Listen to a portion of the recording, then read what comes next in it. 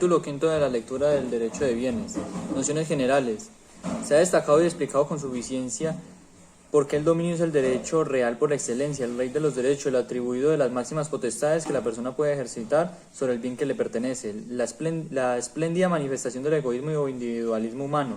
En terrenos patrimoniales, su soberbia excelsitud no tiene comparación ni confrontación, de tal alcurnia es su contenido, que pareciera entronarse con toda esta validez al único y verdadero derecho real, en tanto que se imbrica a los demás y en cuanto estos otros parecen ser desmembraciones o apenas fragmentaciones suyas. Bien, esa riqueza y preponderancia enseñan ciertamente que los derechos de usufructo, uso o habitación, servidumbres activas, herencia, prenda, hipoteca y retención se vean como derivaciones de goce o garantía con relación a la propiedad de la que se emanan o penden, amén que siempre para la constitución, adquisición, transmisión o transferencia de ellos se antepone el dominio a manera de condición, cuyo titular real o presunto autoriza mediante acción u omisión que se adquieran, constituyan, transmitan o transfieran todos esos otros derechos que por eso se advierten segmentados de ese poderío dominical del que germinan o respecto del cual gravitan.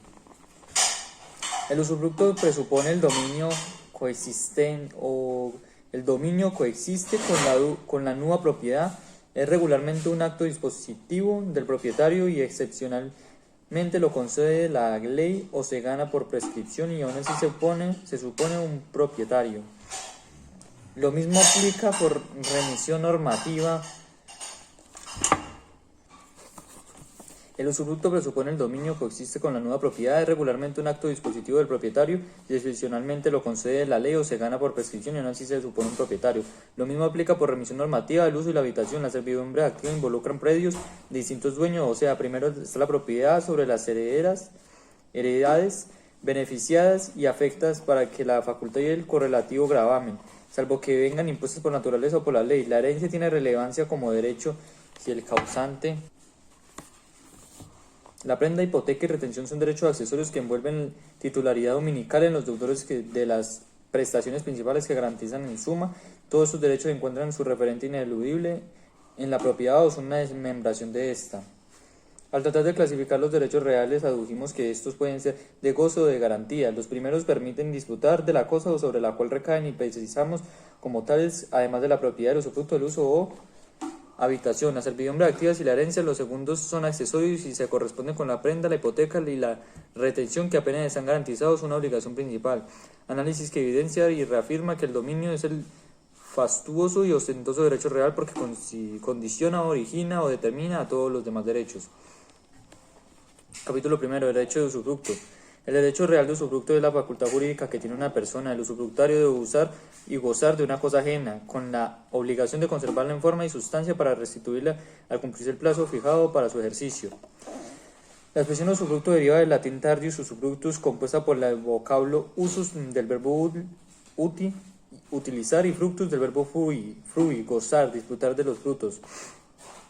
De todo este complejo definitorio y etimológico se colige que usufructuar es aprovechar los rendimientos o frutos de las cosas. En términos estrictamente jurídicos es usar y gozar de los bienes ajenos durante el plazo para su ejercicio fijo, el acto jurídico, la ley, y al cabo del cual el beneficiario está obligado a restituir la cosa, y es por esto que se debe cuidar a conservarla en su forma y sustancia a fin de devolverla al constituyente propietario.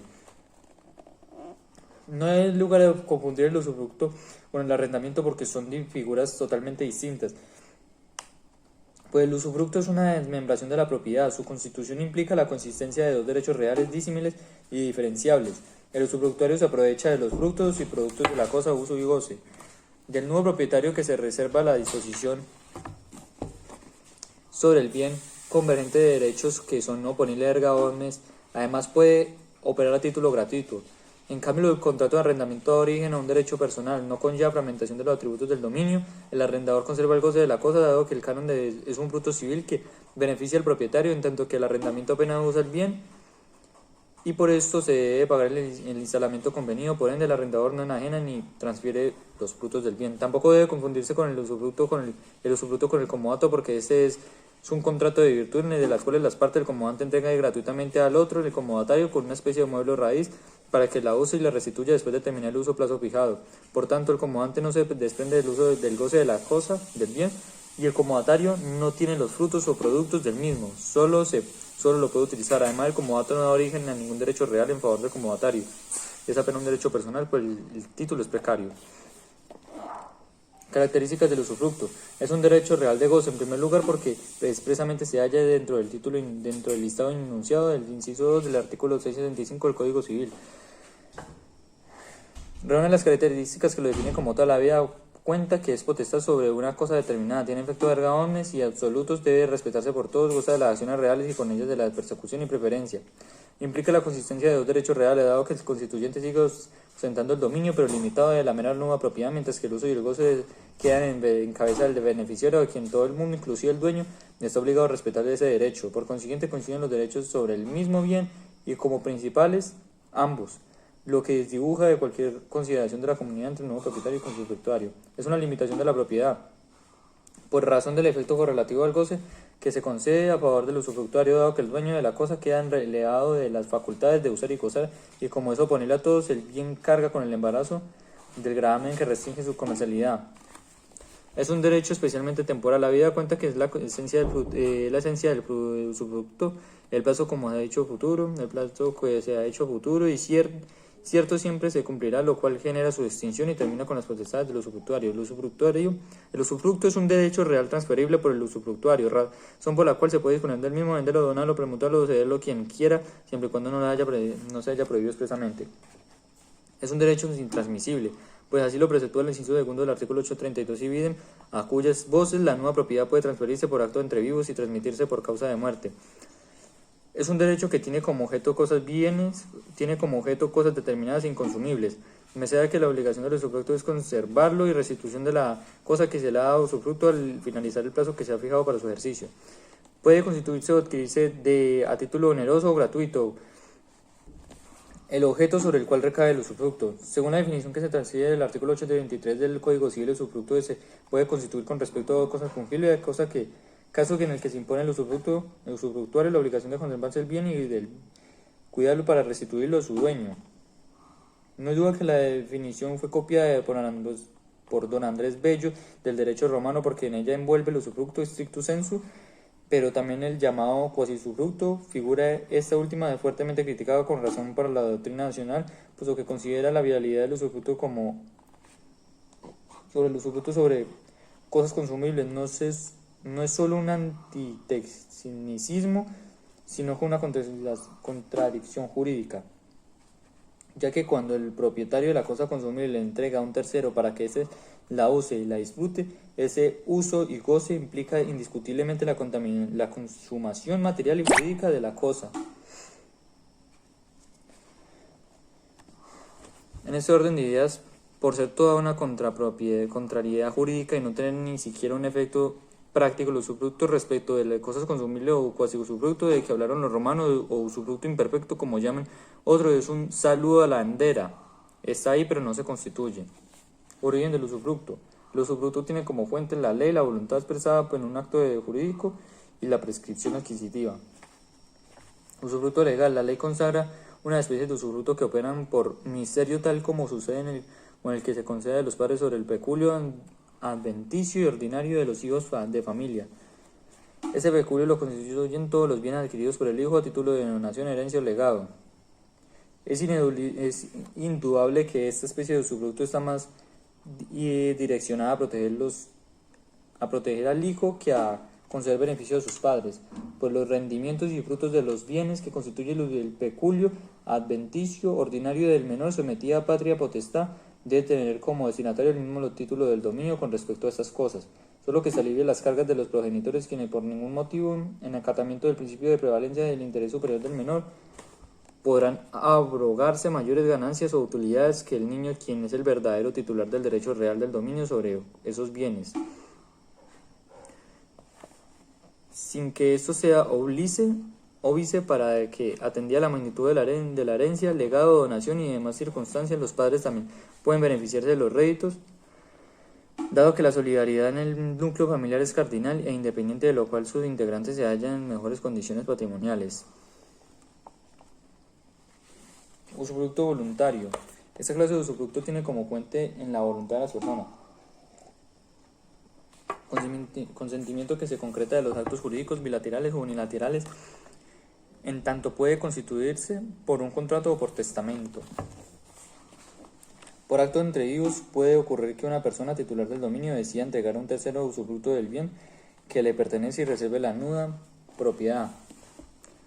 También puede suceder que la persona del propietario opte por transferir la nuda propiedad y reserve el usufructo, evento en el cual la misma escritura de enajenación sirve para la instrumentalización del usufructo en tratándose de bienes inmuebles, título que escrito en el registro genera la mutación de la propiedad y el gravamen usufructuario.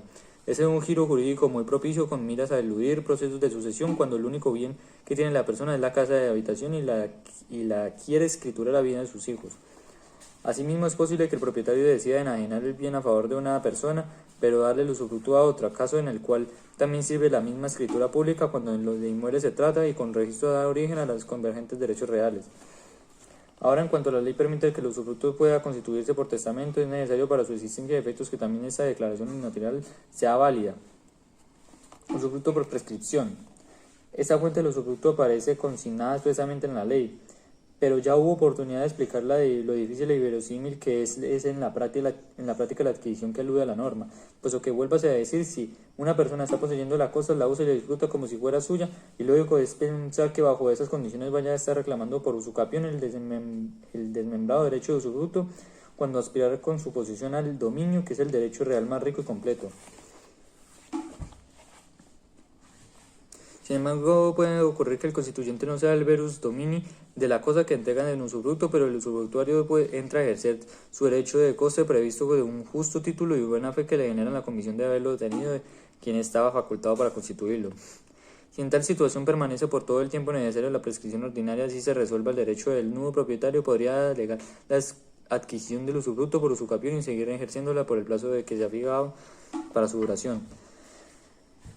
Por ejemplo, Pablo compra a César un tractor por la suma de 30 millones, de los cuales el comprador cancela 20 y se compromete a pagar el resto de los 6 meses siguientes recibiendo desde ya la máquina, a lo cual queda consignado en escritura privada que se ha asignado por los contratantes. A los 2 meses siguientes el adquiriente constituye usufructo sobre ese bien en favor de James por el término de 5 años, pero Pablo no cancela la totalidad del precio convenido en el término determinado por el contrato de compraventa. Entonces César demanda la resolución de este acto por incumplimiento del deudor, así que prospera y se ordena que Pablo le restituya el tractor. Sin embargo, si James, que ha obrado con justo título y buena fe, ya lleva más de 3 años ejerciendo su usufructo de manera pública, tranquila e ininterrumpida, ha adquirido el derecho por usucapión. Por ende, César estará obligado a respetar el usufructo hasta que se cumpla el plazo fijado para su ejercicio.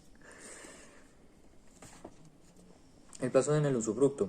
El plazo le es inherente como ineludible e implacable para el usufructo, es decir, resulta ser de la esencia de este derecho un término que al cumplirse trasciende su extinción e impone la restitución del bien al nuevo propietario, quien vuelve a consolidar la propiedad plena.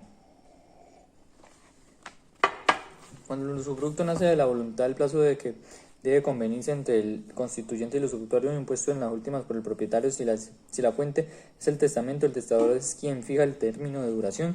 Si nada se dice, se entiende que es por toda la vida del usufructuario. Si el usufructo se concede a una corporación o fundación cualquiera, no podrá ser mayor a 30 años. Usufructos prohibidos. Si bien se puede añadir el plazo a una condición que complicado consolide el usufructo con la nueva propiedad, lo que no permite la ley es que se constituya un usufructo bajo condición o plazo o cualquiera que suspende su ejercicio. Esto es, no hay lugar a usufructos suspensivos o suspendidos en su ejercicio, y si de hecho se contradice en rescisión del acto, no tiene validez.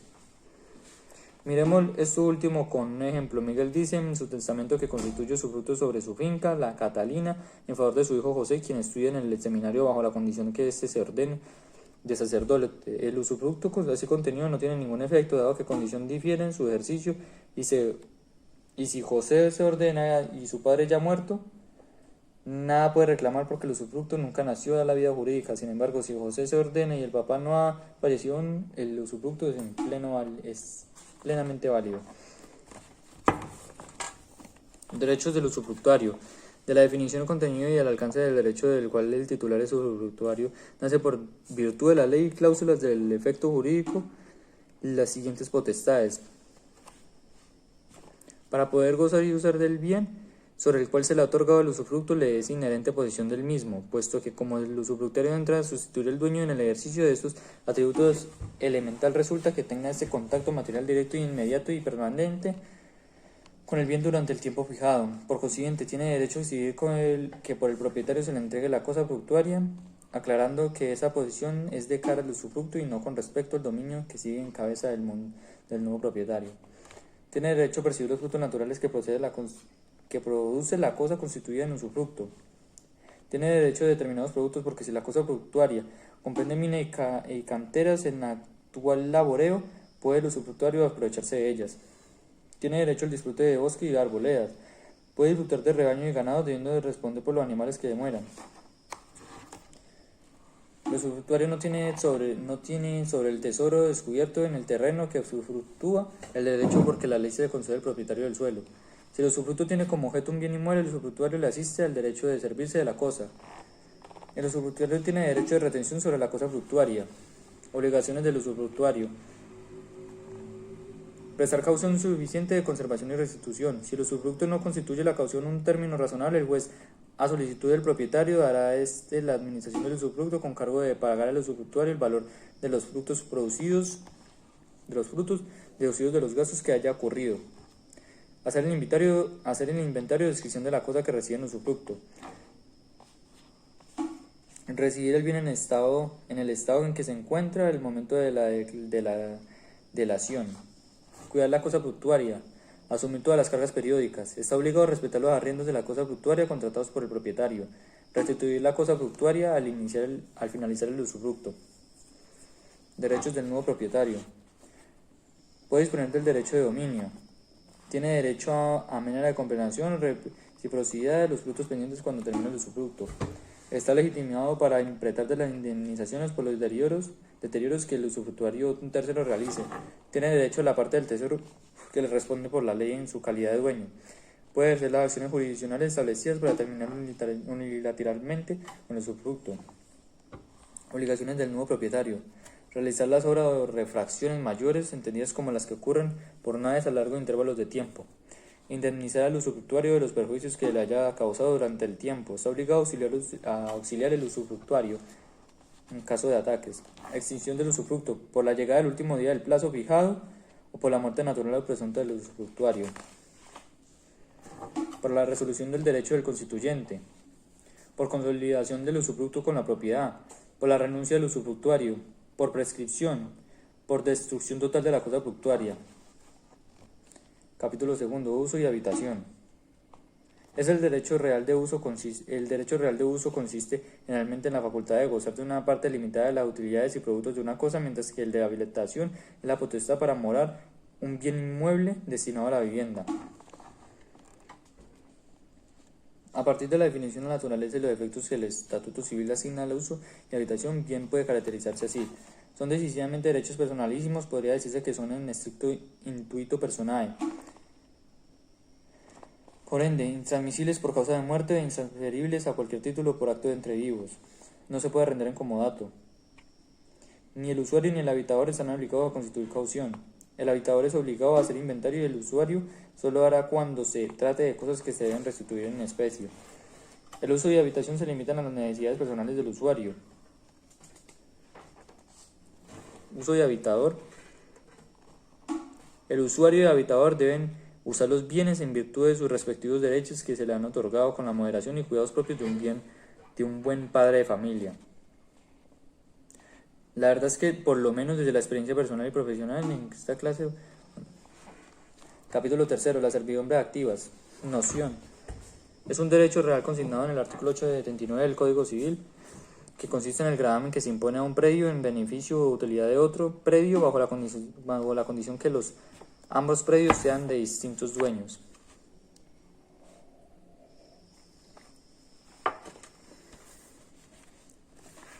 Esto significa que si bien es cierto la definición legal implica correlación entre cosas o más concretamente interdependencia En bienes raíces, elemental resulta entender que las relaciones jurídicas tienen como fuente la voluntad de las personas o el imperativo legal, por ende inherente es la interrelación del propietario del predio, que goza de la servidumbre, y el dueño del fondo, que soporta la carga.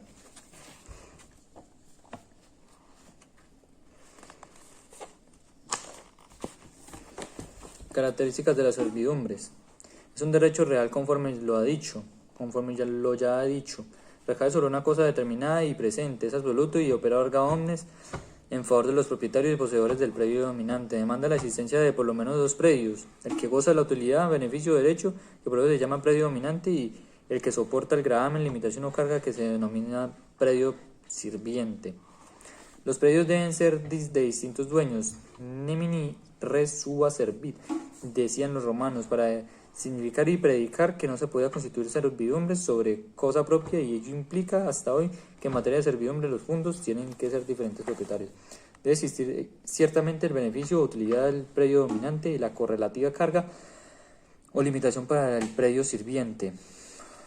Por todo lo anterior puede aseverar que se trata de un derecho real que solo recae sobre bienes corporales e inmuebles, como que la ley la autoriza únicamente sobre cosas y en relación con predios que son autonomacía inmuebles. Es un derecho real de goce, porque el propietario, el poseedor y hasta los tenedores del predio dominante disfrutan del ejercicio de las servidumbres, pues como las servidumbres son inherentes al inmueble al que activa o pasivamente pertenecen.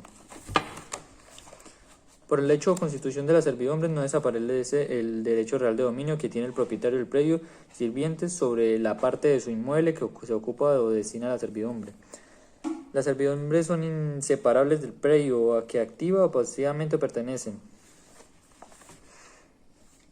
Por ejemplo, si Jesús es dueño de una finca que goza de una servidumbre, no puede vender separadamente el derecho de servidumbre, pues es inescindible del predio al que activamente pertenece. Sin embargo, si mantiene la facultad para enajenar su hacienda, evento en el cual la servidumbre queda comprendida en la enajenación. Correlativamente, si Lina es dueña del inmueble que soporta esa servidumbre, podría venderlo o donarlo, pero quien lo adquiere asume el gravamen porque este es el inseparable del predio sirviente, y es claro que no se puede enajenar la servidumbre por separado.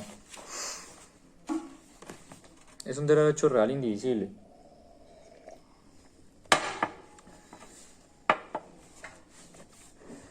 Toda servidumbre conlleva un beneficio o ventaja de goce o utilidad de un predio, lo cual se conoció desde el derecho romano como predio utilitas. Clasificación de las servidumbres. Según la fuente de donde provengan o se originen, la manera de ejercitarse por estar o no la vista y la carga que imponen las servidumbres se pueden clasificar así: por su origen, dependiendo de la fuente que las sustente y les da existencia. Las servidumbres pueden ser naturales, cuando provienen de la natural situación de los lugares, o legales, si la impone la ley. Naturales son entonces las que corresponden con la natural ubicación de los predios, en virtud del cual deben tolerar también fenómenos de la naturaleza.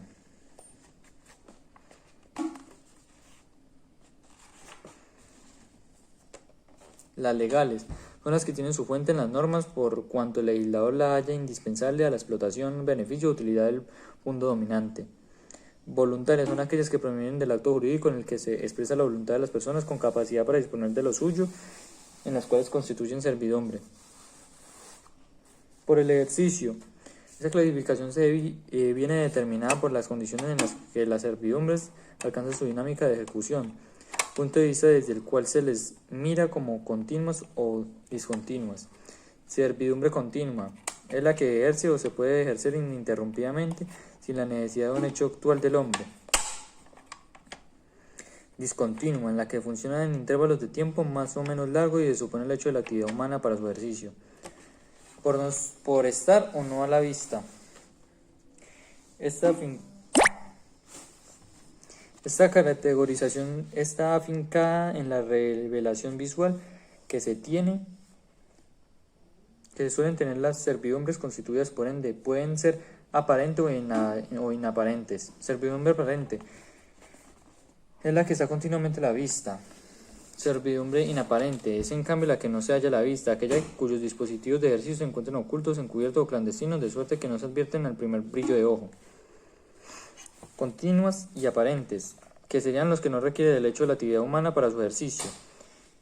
continuas e inaparentes, las que no requieren del hecho o actividad humana de su ejercicio, pero se hallan ocultas o escondidas. Discontinuas y aparentes, las que requieren del hecho de la actividad humana para su ejercicio y están constantemente a la vista.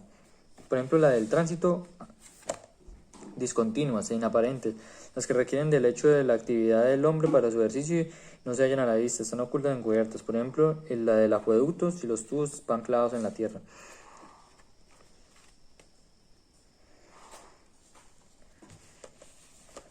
Atendiendo a la carga que impone el predio sirviente. Desde esta óptica y partiendo del presupuesto que la constitución de las servidumbres siempre impone una carga al predio sirviente, eso hace que se le califique como positivas o negativas. Servidumbres positivas es la que solo impone el propietario del predio sirviente una obligación de dejar o de dejar pasar. Ejemplo, la servidumbre de tránsito. Servidumbre negativa es la que implica para el dueño del predio sirviente un no hacer o abstenerse de hacer algo que si no fuera por la imposición del gravamen bien podría hacerlo, como ocurre cuando se le permite construir o edificar sino hasta cierta altura. Predios gravables con servidumbre. Puede sentarse sin lugar a equívocos que por regla general todos los predios pueden ser gravados con servidumbre. Los bienes raíces de uso público no escapan de las servidumbres naturales, pero no pueden gravarse con servidumbres legales o convencionales, pues son inalienables. Los bienes fiscales, patrimonios del Estado y los adjudicables también deben soportar las servidumbres naturales. Igual pueden ser objeto de las legales o voluntarias, pero no podrán adquirirse con respecto a estos servidumbres por prescripción. Los bienes de propiedad particular todos pueden ser beneficiados o gravados con las servidumbres naturales, legales o voluntarias, con tal que no se contravenga la ley o el orden público.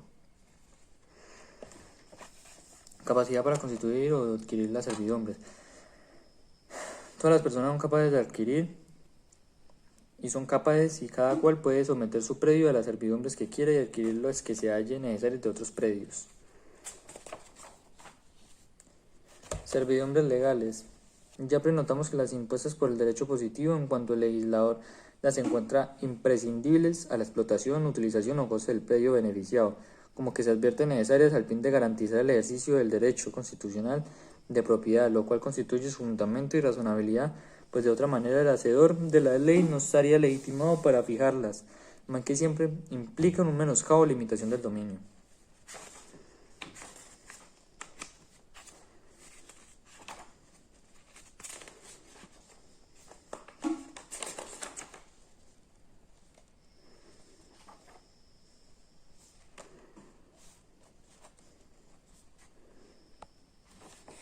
Derechos y obligaciones. Al constituirse las servidumbres, independientemente de si tienen su fuente en la naturaleza o en la ley o en el negocio jurídico, nacen las correlativas obligaciones y derechos para los propietarios de los predios comprometidos. En virtud de los derechos se legitiman las facultades consecuentes al del ejercicio de las servidumbres y por razón de las obligaciones debe ajustarse el comportamiento de los dueños de ambos predios, o pena de causar perjuicios que impliquen las indemnizaciones. Así, no obstante, hay derechos y obligaciones especiales en cada caso de servidumbres.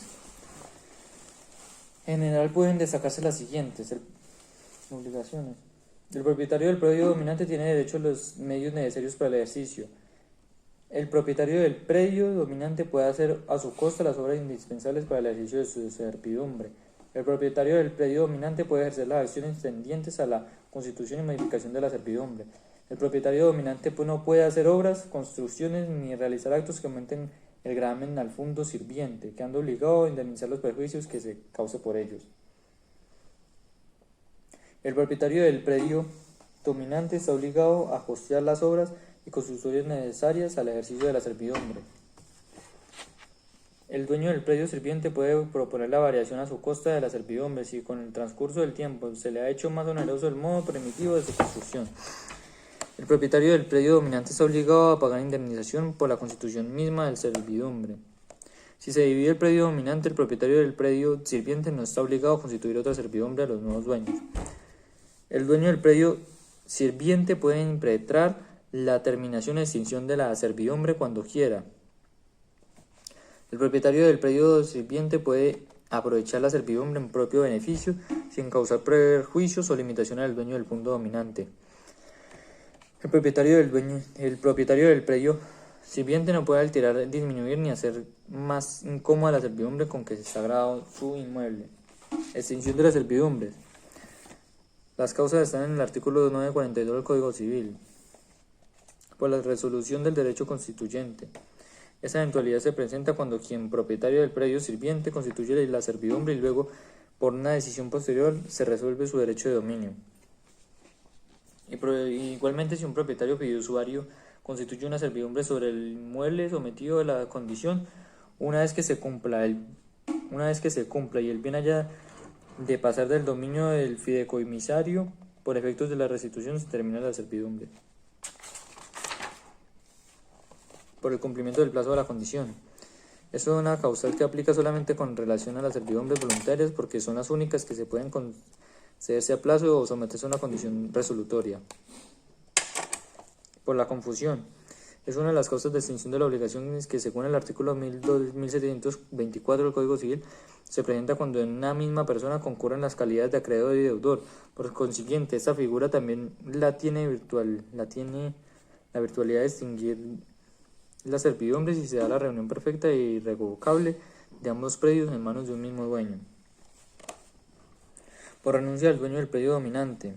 Se ha dicho con insistencia que la servidumbre es un derecho desde la perspectiva del goce o gracia, que reporta el dueño del punto dominante, quien entonces está legitimado para renunciar a esta facultad, siempre y cuando no perjudique a un tercero. Por el no ejercicio. La servidumbre se extingue también por haberse dejado de ejercer durante 20 años, lo cual evidencia una especie de prescripción instintiva o liberatoria respecto a un derecho real y que consolida como evento enervador cuando se abandona el uso y el goce de la servidumbre. Por desaparecer el motivo o causa de que la fundamenta. Si la servidumbre halla su fundamento en la necesidad y el menor perjuicio al predio sirviente, es incuestionable que si desaparece el motivo o la causa que le sustenta el suyo, se extinguirá la servidumbre. Así, si el predio sirviente está grabado con una servidumbre de tránsito que permite la salida del predio dominante a la vía pública, pero que construye una nueva carretera que da un acceso más expedito y directo al predio dominante, puede ejercerse la extinción de la servidumbre de tránsito. Título sexto. Las acciones. Capítulo 1. La acción reivindicatoria. Noción. En la norma reivindicatoria de rey o res, que significa cosa y vindicatio, que traduce reclamo o venganza, dice otro, es la acción concedida para la recuperación de las cosas, cuando quiera que ellas se hallaban en manos de terceros distintos de su propietario. Se constituyó desde entonces como una acción formal que puede ejercer el ciudadano que era desposeído de los bienes que le pertenecían, quien comparecía ante el magistrado preditor y tocando el bien común con una vara llamada vindicta, manifestaba que la cosa era suya conforme al derecho criterio.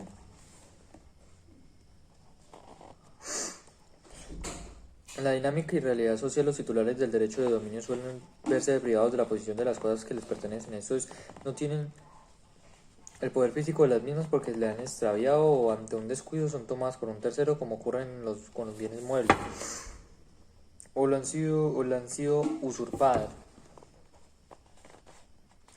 invadidas u ocupadas cuando de este inmueble se trata.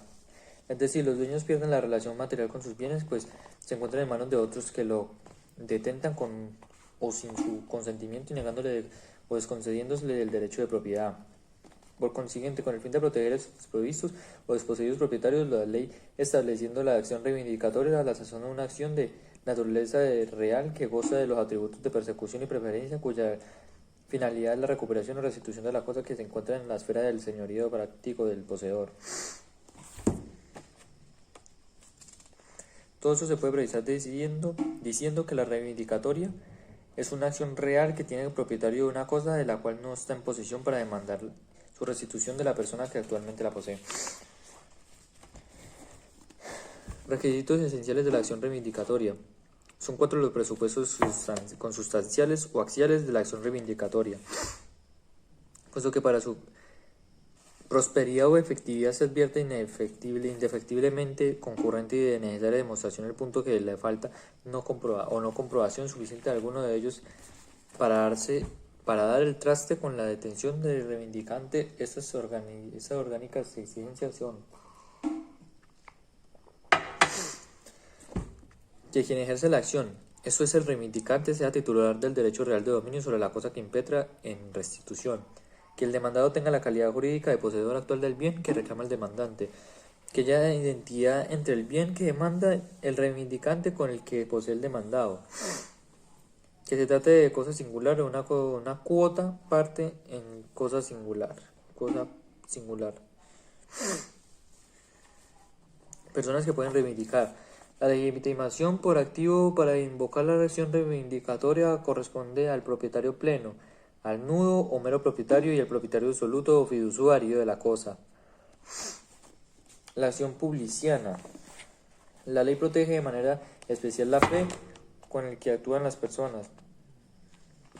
Ya se destacó al tratar de distintas clases de posesión que el poseedor regular es el que detenta la cosa prevalido de un justo título y buena fe. Especie posesoria en la que se matriculan todos esos casos es en que la persona del adquiriente que obra con la convicción de quien le vende, dona o permuta y le entrega el bien es verdadero propietario del mismo, aunque no acceda al derecho real porque la tradición no sea válida.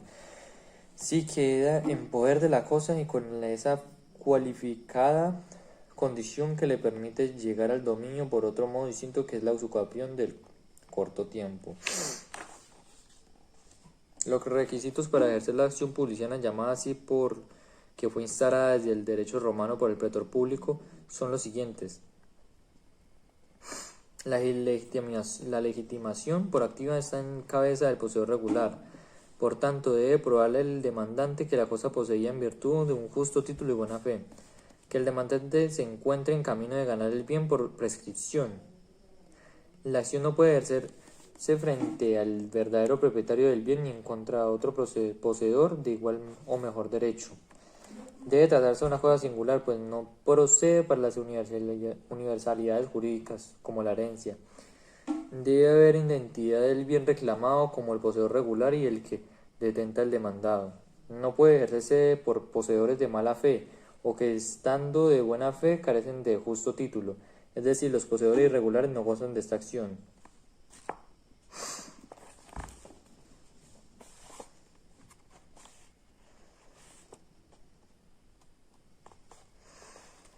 Si el poseedor regular no ha cumplido todo el tiempo necesario o exigido por la ley para usucapir y se ve privado de la posesión, el entendido que no adquirió aún el dominio de la cosa por prescripción no puede ejercer acción reivindicatoria sino la publiciana, caso en el cual tiene la carga probatoria sobre la calidad de la posesión que invoca, es decir, que ha actuado al amparo del justo título y ha obrado de buena fe. ¿Contra quiénes se reivindica? En consonancia con los definidos elementos como esenciales a la acción reivindicatoria, la legitimación por pasiva está en el actual poseedor del bien que se persigue en restitución. En consecuencia, todo acá el demandante inquirir sobre la identificación de esa persona que lo ha desplazado de la posesión del bien que le pertenece para encauzar adecuadamente su demanda. Si hay coposesión, debe dirigírselo el libelo contra todos los coposeedores con el fin de que la sentencia restitutoria tenga efectos respecto de todos ellos.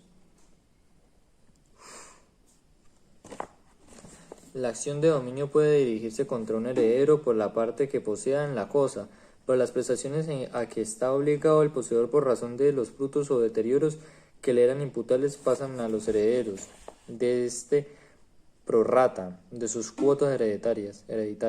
Por ejemplo, si Felipe es poseedor de la finca El Diamante y en esa calidad muere, sus hijos David y Celia como sucesores pueden continuar en esta situación de hecho respecto de la heredad y podrán ser demandados en reivindicación por el verdadero propietario del bien. Si en la partición del bien poseído por el causante se le asigna por partes iguales y el dueño del predio ejerce la acción reivindicatoria contra David por la cuota que a éste correspondió, siendo condenado a pagar los frutos o daños al inmueble, esas prestaciones deben ser canceladas por ambos herederos en proporción a sus asignaciones. Cosas que se pueden reivindicar. La acción reivindicatoria procede con respecto de las cosas corporales muebles e inmuebles, singular y determinadas. También aplica con relación a universalidades de hecho, un rebaño, un almacén, una biblioteca o una colección filatélica. Excepcionalmente pueden reivindicarse bienes corporales, incorporales, como el supracitado caso de los títulos valores que autoriza el Código de Comercio. Se exceptúan los muebles que el poseedor haya comprado en una feria, tienda, almacén u otro establecimiento comercial o industrial en que se vendan cosas de la misma clase, porque si se justifica esta circunstancia, el adquiriente solo estará obligado a restituirse la cosa si se le reembolsa lo que ha pagado por ella y lo que se ha gastado en repararla y mejorarla. Nuestra sociedad, ciencias y paciencia del Estado conoce la práctica de concentración, sobre todo en las grandes ciudades, de sitios donde se venden vehículos completos pero deshuesados, es decir, todas las partes de los automotores que han sido hurtadas. Hasta estos establecimientos llegan compradores para adquirir los repuestos conscientes por lo menos de su dudosa procedencia. En estos eventos faltaba más, no aplica la sección que se refiere al inciso segundo del artículo 947 del Código Civil. Por el contrario, son adquirientes de mala fe y se pueden incluso estar andando por los pretiles del derecho punitivo por presunta comisión del delito de receptación, que por encubrimiento tipifica el artículo 447 del Código Penal.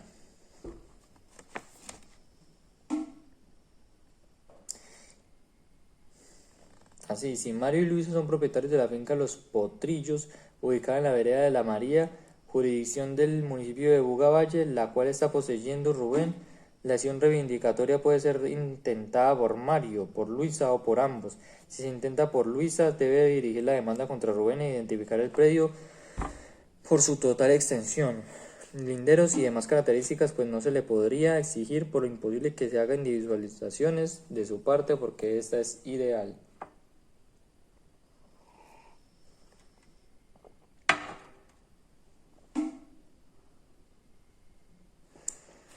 Identidad de la cosa reivindicada, de la cosa de reivindicar con la poseída por el demandado.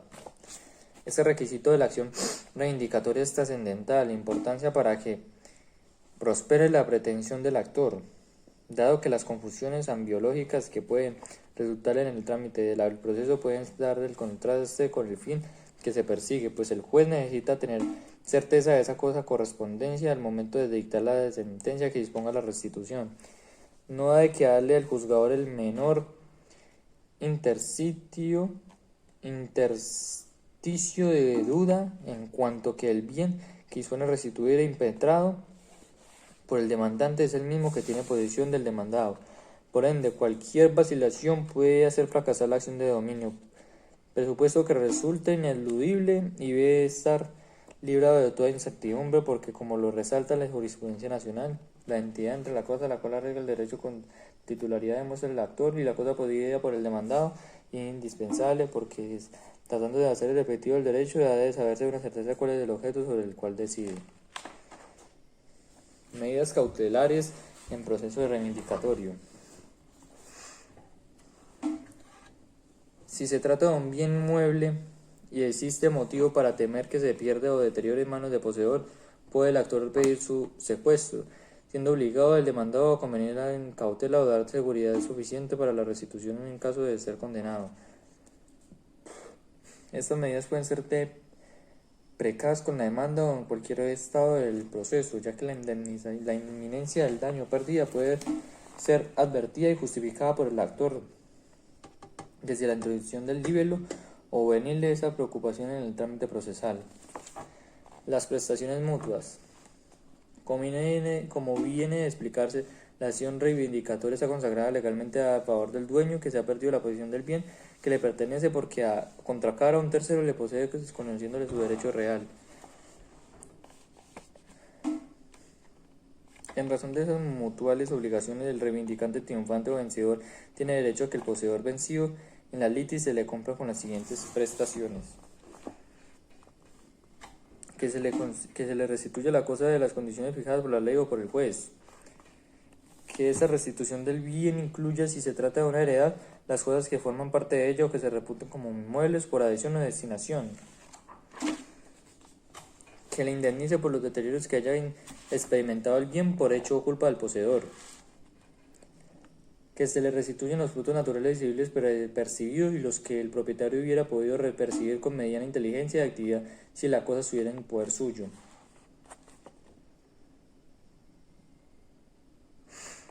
De la otra parte, y recíprocamente, el poseedor vencido en el proceso tiene derecho que el reivindicante triunfante vencedor le abone todo cuanto invirtió en la producción de los frutos, pues el reivindicador no puede enriquecerse a costa del demandado. Le pague las despensas o mejoras que en el momento incurrió mientras estuvo en su poder la cosa. Igualmente importar definir si el poseedor estaba de buena fe o mala fe.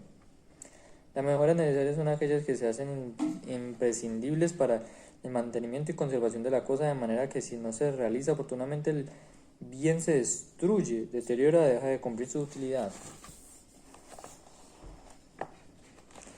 El poseedor de buena fe realiza esa clase de mejora luego de haberse notificado de la admisión de la demanda. Solo tendrá el derecho de que se reconoce por esta índole de despensas del poseedor de mala fe, esto es, puede llevarse los materiales con la que lo realizó, siempre que pueda separarlos sin detrimento de la cosa reivindicada y el propietario se haya rehusado a pagar el precio que tendrían dichos materiales después de separados.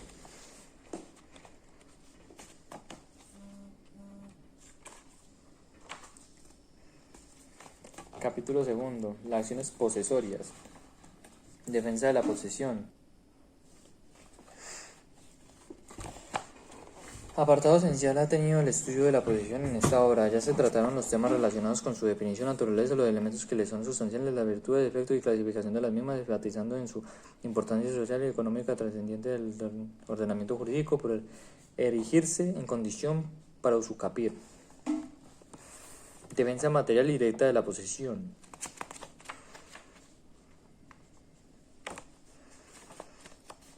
La legítima defensa es una respuesta necesaria como reacción a una acción injusta, actual e inminente que lesiona o pone en riesgo un bien jurídicamente protegido.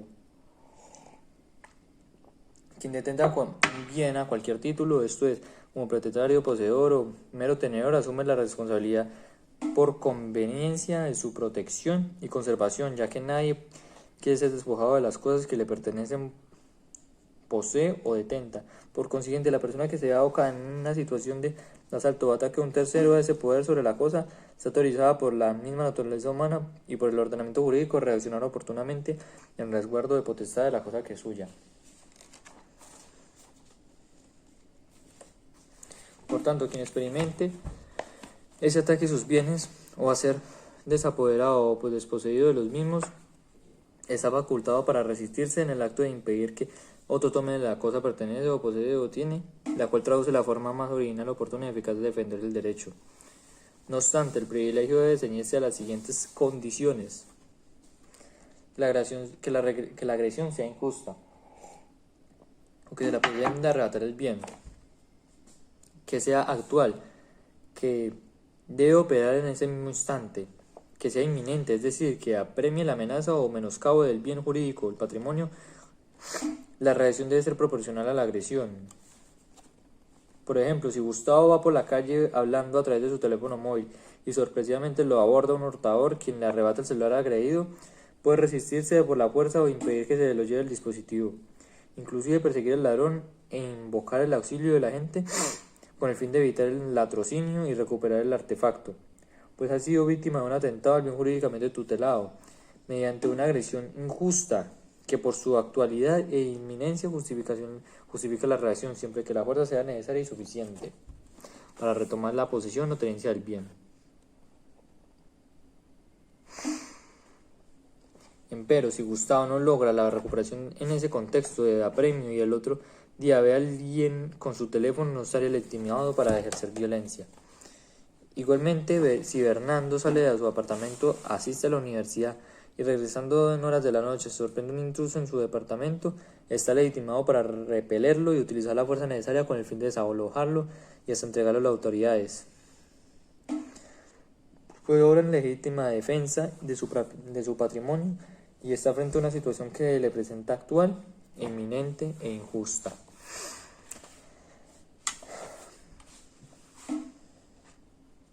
La acción administrativa o policivas.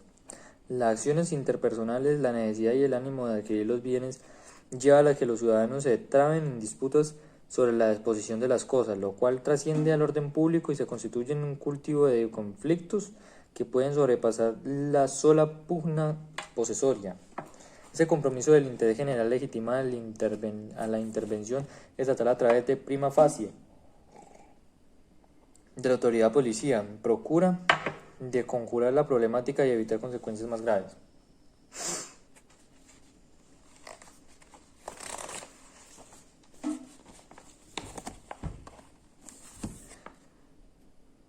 La Corte Constitucional, al tratar lo relacionado con el ejercicio del poder y la confusión de la policía en un Estado democrático de derecho, fija como los límites los siguientes. Debe someterse al principio de igualdad, de legalidad. Debe tender a conservar y restablecer el orden público. Las medidas que se adopten deben ser proporcionales y razonables. No pueden imponerse discriminaciones e injustificaciones en ciertos sectores. La medida policiva debe recaer contra el perturbador del orden público, pero no contra quien legalmente ejerce sus libertades. Las medidas policivas se encuentran sometidas a las correspondientes controles judiciales, aspectos que de antemano pide que el ejercicio del poder de la policía atente contra los derechos fundamentales, entre ellos el derecho del debido proceso. La acción penal. Por mandato constitucional, la Fiscalía General de la Nación es la titular de la acción penal, por tanto está obligada a investigar los hechos que revisen las características del delito y que lleguen a conocimiento por medio de la denuncia o petición especial, querella o de oficio, y no puede suspender, interrumpir ni renunciar a la persecución penal, salvo los casos legalmente establecidos para la aplicación del principio de oportunidad.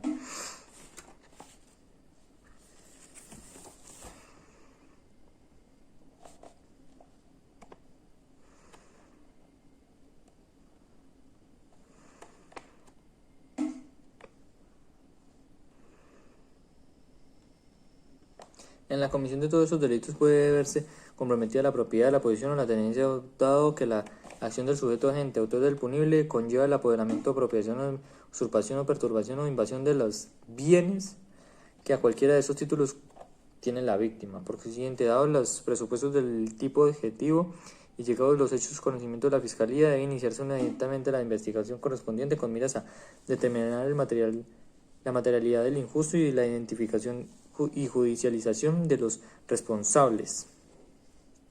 Las acciones civiles. Las acciones posesorias, como la mayoría de las figuras y fenómenos jurídicos que hemos estudiado aquí y hacen parte del libro segundo del Código Civil.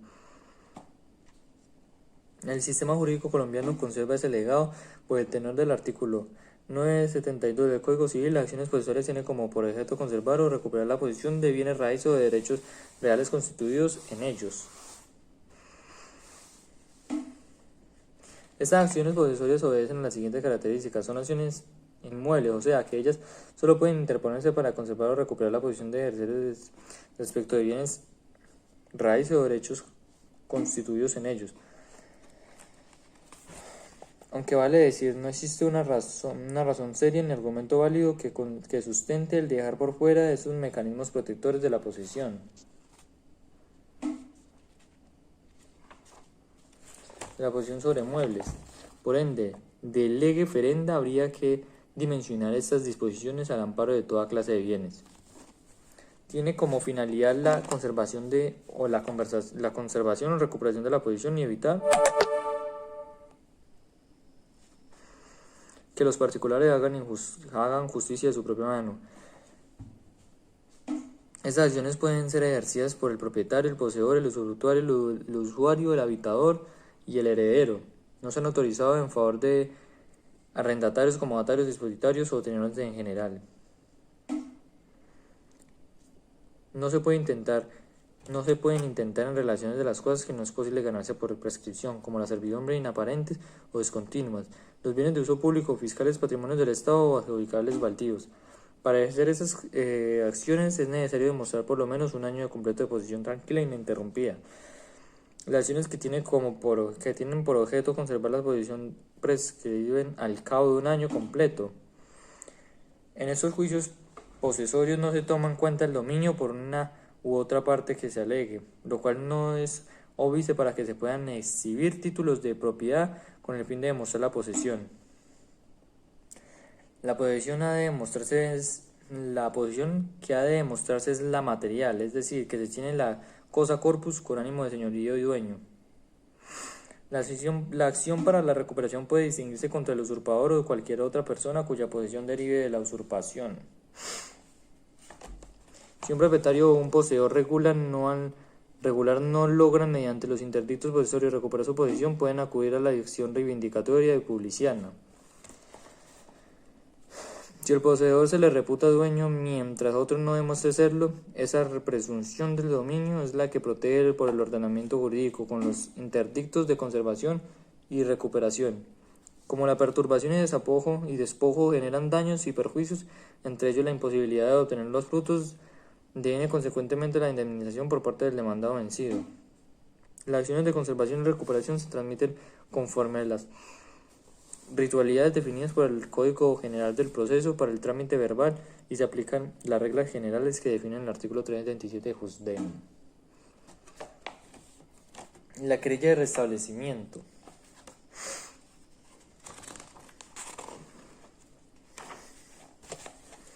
Del análisis que se le ha hecho a los interdictos posesorios de la conservación y de la recuperación, bien puede inferirse que estos mecanismos no amparan a los meros tenedores ni a los posesores que no cumplen de ese mínimo de daño en posesión de ese requisito para ejercitar estas acciones. El fundamento de este importante instrumento de defensa se halla en el apotegma romano. Hay que poner de nuevo en posesión de lo suyo al que ha sido expoliado de algo.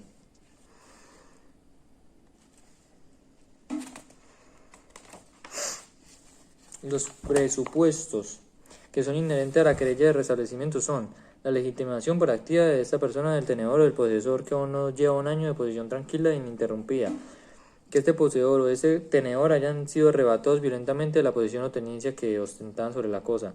La violencia puede ser física o moral o tan inminente para ejercida contra el tenedor o poseedor, que se interponga dentro de los 6 meses siguientes del acto de violencia, de lo contrario prescribirá. Por último, es pertinente apuntar que conforme al artículo 393 del Código General del Proceso, sin perjuicio del derecho al restablecimiento por despojo, la persona que explota económicamente un predio rural y es privada de hecho total o prácticamente de la tenencia material del mismo, sin que haya medido consentimiento expreso o tácito u orden de autoridad competente, ni exista otra causa que lo justifique, podrá pedir al respectivo juez que efectúe el lanzamiento del ocupante. Algunas acciones posesorias especiales.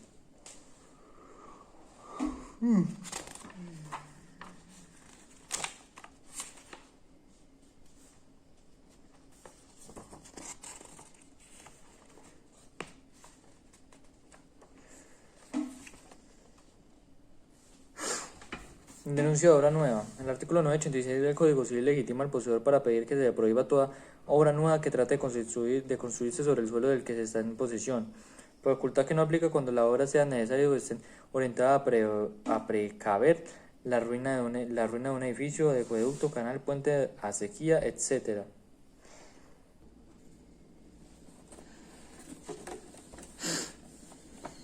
Con tal de que en lo que puedan incomodarle se reduzca a lo estrictamente necesario y que determinadas las labores se restituyan las cosas al estado anterior de cosa del dueño de las obras. Tampoco hay lugar a esta acción si llegaren a entorpecer o obstaculizar los trabajos indispensables para mantener la debida limpieza de caminos, desagües, cañerías y canales. Ahora, la interdicción por la obra es viable no solo si se realizan las labores en el predio que está poseyendo, sino cuando se estén realizando en otra heredad o terreno vecino y perturban la posesión que el potencial actor tiene sobre el inmueble. Así, si Pedro delinea y prepara la construcción de un aljibe en la finca que posee materialmente Diego, ese tiene legitimidad para denunciar esta nueva obra. Igual si José proyecta en su hacienda una pesebrera cuyas goteras llevarán las aguas lluvias a la casa de su vecino Jesús, este tendrá derecho a renunciar a este proyecto o trabajos desde el instante en que se advierte que será una perturbación en su posesión. Son denunciables también los trabajos consistentes en destacadas paredes o construcciones similares que tuerzan la dirección de las aguas corrientes y causan derrames en el suelo ajeno.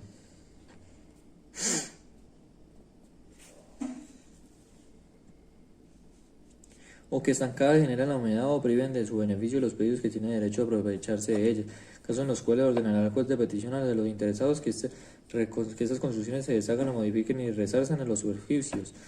Pero en estos eventos la acción es viable no solo con la relación de las obras nuevas, sino respecto de las ya hechas.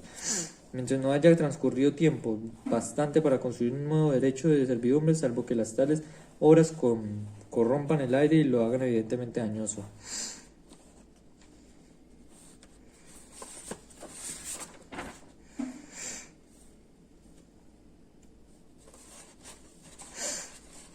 Por otro lado, si las aguas de que se sirve un predio por negligencia o desidia no se les da la salida adecuada y se derraman o discurren sobre otra heredad, el dueño de esta tendrá derecho para que se le resarza el daño sufrido y que se le pague el doble de lo que el perjuicio le rogue en caso de la reincidencia.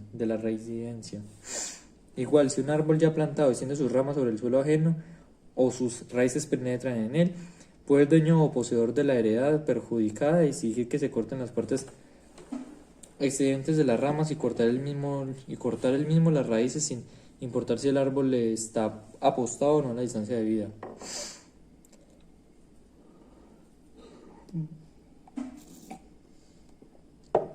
Denuncia de obra ruidosa. El que llegue a temer que la ruina de un edificio vecino les depara perjuicio tiene derecho a querellarse a fin de que se le ordene al dueño que lo derribe si es que está en tan deterioro que no es reparable, o para que haga restauración de inmediato si es que se puede restablecer, y de no hacerlo se hará devastar a su costa.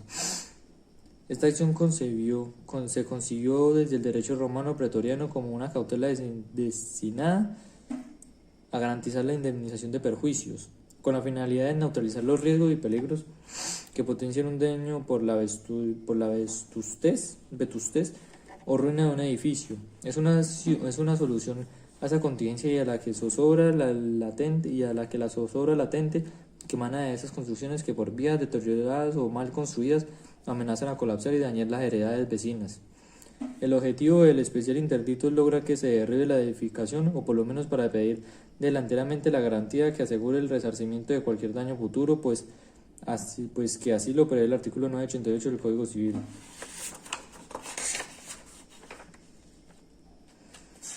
Acción confesoria y negatoria, capítulo 3. Podría decirse que son las dos caras de una misma moneda, por cuanto estas acciones hacen relación a la servidumbre, las cuales implican siempre el gravamen impuesto a un predio en beneficio de otro predio, que son distintos propietarios. El bien raíz que goza de la servidumbre es dominante y el que padece del correlativo gravamen es el sirviente. Además, como se explicó antes, hay servidumbres que tienen su fuente en la ley. Las servidumbres de tránsito también las hay voluntarias y a veces sometidas a plazos o condiciones. Acción confesoria. Esta acción está constituida a favor del propietario del predio que requiere de una servidumbre o que gozando de ella se hace necesaria modificarla porque han variado las condiciones que originalmente se tuvieron en cuenta para constituirla, o que con el fin lo que se respete el ejercicio de su derecho al servicio. La legitimación por activa para implementar acción confesoria está encabezada del propietario o poseedor del predio dominante. Correlativamente, la legitimación por pasiva estará en el dueño poseedor del predio del serviente. Su finalidad es el establecimiento o composición de la servidumbre, la variación de una que ya existe pero que es insuficiente, o la regulación de las facultades que son inherentes a ese ejercicio. La sentencia que resuelve la controversia es de carácter declarativo, en cuanto que si el proceso se demuestra lo imprescindible del servicio o la necesidad de amplificación, extensión y modificación de la servidumbre que se haya sido constituida, o la ocurrencia de conductas o hechos que embarazan o perturban el goce de derecho, el juez declarará que se imponga el gravamen que debe realizarse de la forma correspondiente, o que proceden las medidas necesarias a su disfrute,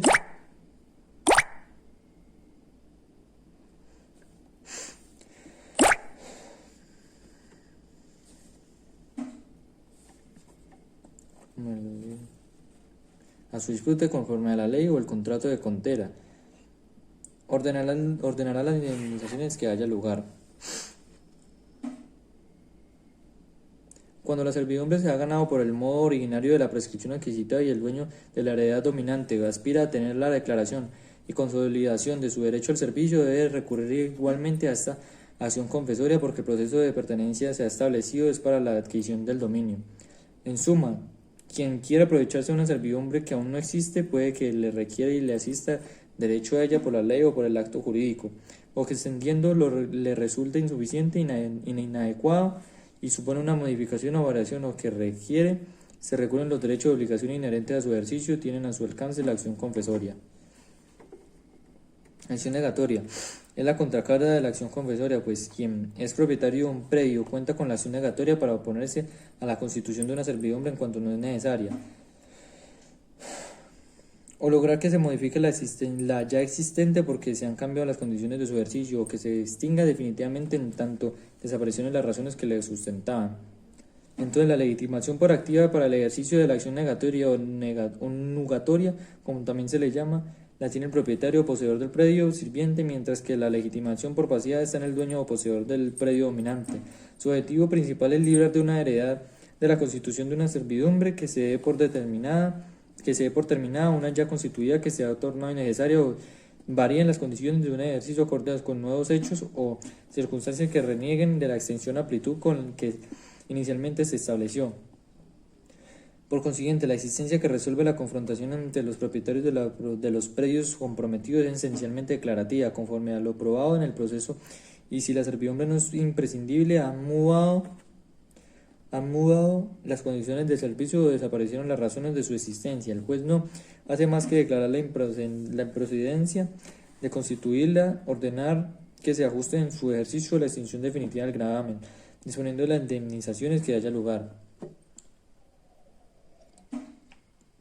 En conclusión, por medio de esta acción el propietario del predio sirviente a la sazón que se le reporta gravamen de una servidumbre puede concurrir ante el juez para que la heredad sea liberada de esa carga que ya no se necesita, verbigracia, porque está grabada con una servidumbre de tránsito que da salida a la vía pública o una finca enclavada, pero ya se construyó la nueva carretera que permite el acceso expedito y directo a este predio, o que las circunstancias han variado y no se requiere ya tanta franja de territorio para el ejercicio de la servidumbre, como cuando se había constituido el derecho de contexto de una explotación económica que implicaba el paso de maquinaria pesada y requería de un camino más amplio, actividad que ya no se realiza en el fondo dominante y el espacio asignado para el ingreso ahora resulta excesivo o desproporcionado.